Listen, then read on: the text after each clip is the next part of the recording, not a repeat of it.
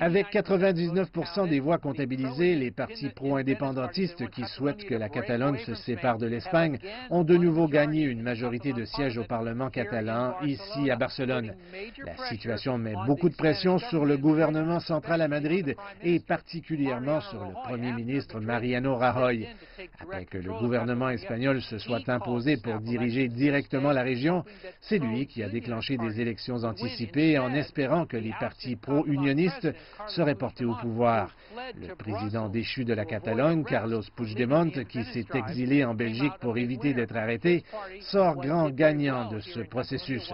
Son parti a très bien fait lors du scrutin, alors que les conservateurs du premier ministre Rajoy ont essuyé un cuisant revers.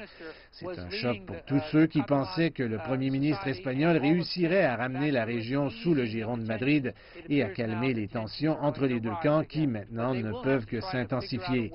Ils vont donc tenter de mettre un nouveau président au pouvoir.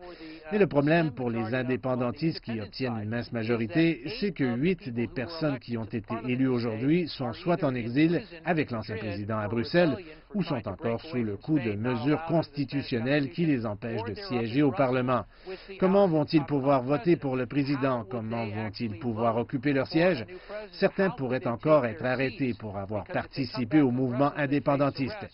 Il y a encore beaucoup de questions qui demeurent sans réponse et c'est pour cela que c'est si compliqué pour toutes les personnes impliquées.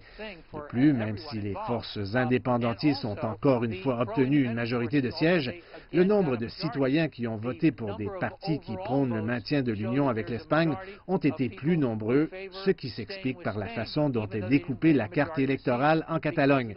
Vous concentrez vos voix dans certains secteurs et c'est ce que les gens ont fait.